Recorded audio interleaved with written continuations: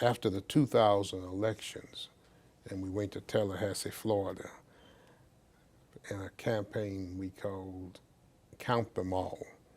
And the signs you will see, count them all. They failed to count all the ballots, we thought, in Florida in 2000. We held hearings there, and people came forward to talk about how they felt that their vote had been suppressed in Florida. I still think that Gore beat Bush, but Gore gave up too soon. The campaign against the Confederate flag that we held all over in South Carolina. And we've been down there several times, and one year it got so rough they had police officers on the tops of buildings, and part of my job is to go in and to make sure things are in place. What's the route of march? What have you worked out with police for security and that sort of thing? We always work with the FBI. In addition to local police, we bring in the federal officers to back up the local police. So why would you do that? Sometimes you aren't sure where local police find themselves, just as they were part of the Klan at other periods of time.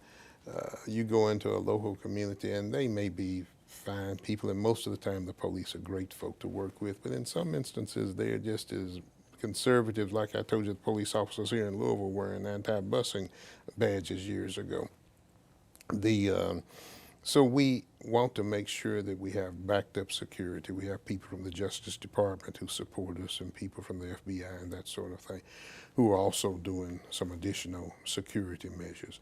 But I remember we were there in South Carolina protesting the Confederate flag, and as we marching through the streets, and some people have the flags out waving them on the side, just heckling at you, and you just look up and they're snipers on, these are police officers providing security, you know, on tops of the buildings and that sort of thing.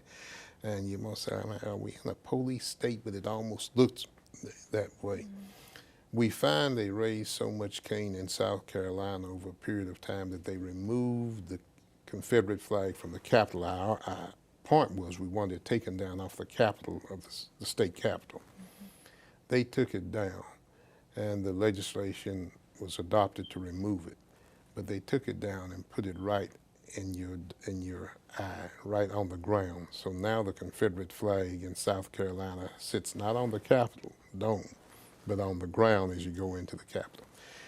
South Carolina, with all due respect, has two state flags, and most people don't look at the Confederate flag as their legitimate flag, but they still carry it. So those are just some of the many demonstrations.